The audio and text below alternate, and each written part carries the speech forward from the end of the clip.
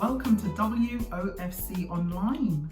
Welcome to Sunday School. Hello everybody, it's Auntie Marcia here. I'm so glad to see you guys. Well, to see you guys, and I'm glad to be back. I've had a little break and we've had some fabulous lessons. Let's clap to the teachers.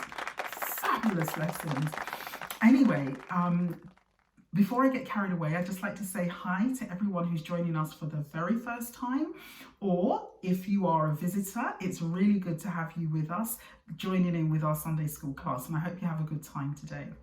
Now, today we're going to continue with the theme of biblical hope. Now, biblical hope is not like hope in the general sense where people say, I wish it would happen, I hope it would happen. Biblical hope means trusting or having faith that God will do what he has promised to do. And it's also about knowing that God is able to do what he said he will do.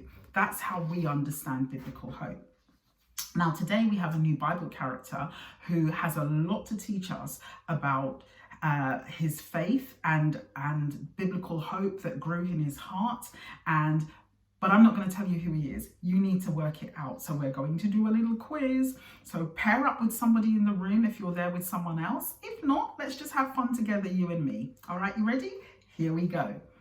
This person had 10 older brothers. 10. Oh my goodness. Anyway, and he had one younger brother. Can you guess who he is yet? Maybe it's too early in the quiz.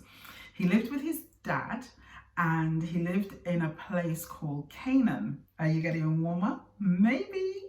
His dad's first name starts with the letter J. And I think you're going to get it now, because when he was 17 years old, he was sold. There you go. He was sold into slavery, and he ended up in a country called Egypt. I think I can hear you shouting at me. I can hear you shouting at me the name, but let's carry on. He used to have a lot of dreams, and when he was 17, his dad bought him a coat of many colors. Who is it? Joseph, that's right. Well done, everybody, well done. Now, before we do anything else, we need to just remind ourselves a little bit about Joseph's family. Joseph's great-grandfather was a man that we've been learning about, and his name begins with an A. Can anybody tell me? Come on. Abner? No, that's not his name. Arthur? No. No, you said it. Abraham. Abraham was Joseph's great-grandfather. And do you remember why Abraham is such a significant, important person when we think about faith?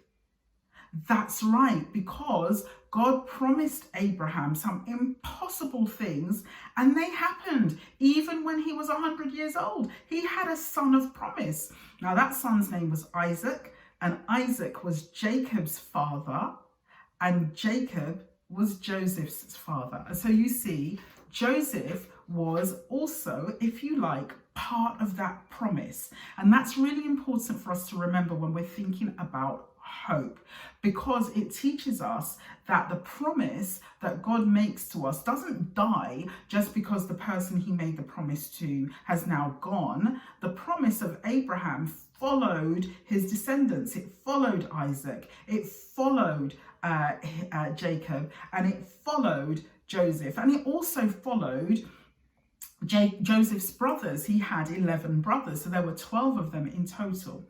And so I'd like to read something to you now. I'd like to read to you, well, actually, before I read this, I want to tell you the end of Joseph's story. I know, you're not meant to go to the end of the story before you go to the beginning, but I need to tell you the end of the story because it's really important. And if you look in your Bibles at Genesis chapter 50, verses 22 to 26, we will see there something about Joseph's life that's really important. You see, Joseph knew that he was part of this great family that had been given this amazing promise, and he held on to this promise in his heart, all right? And the reason I can say that to you is because when Joseph was an old man, he lived to 110. And when it was his time to die and go to be with the Lord, he said to his family, to his children, his grandchildren, his great-grandchildren, Where if I die in Egypt, and when you move into the land of promise, don't leave my bones here. You get my bones together, you put them over your shoulder. Well, he didn't really say that, but you put them over your shoulder and you take them with you into the land of promise. That shows us how deeply the hope in God's promise rested in Joseph's heart. Now, I want to read something to you from Genesis chapter 37, verses 1 to 5. It says, "Now Jacob dwelt in the land where his father was a stranger, in the land of Canaan. This is the history of Jacob. Joseph, being 17 years old, was feeding the flock with his brothers, and the lad was with the sons of Bilhah and the sons of Zilpah, his father's wives, and Joseph brought a bad report against them. Now Israel," that's his dad's name, and he was also called Israel, Jacob Israel, same person, "loved Joseph more than all his children because he was the son of his old age. Also he made him a tunic of many colors. But when his brothers saw that their father loved him more than all his brothers, they hated him and could not speak peacefully to him or peaceably to him. Now Joseph had a dream, and he told it to his brothers, and they hated him even more." Now, I'm not going to tell you what the dream was. We'll save that for our next lesson. But what I wanted to say here was Joseph had a dream. And the word for dream used in this text means to hold tightly, to hold firmly. Now, as you grow up, God will give you promises, and I want to encourage you to hold tightly to those promises no matter what may come. And as we will see over the next few weeks, a lot of things happened to Joseph.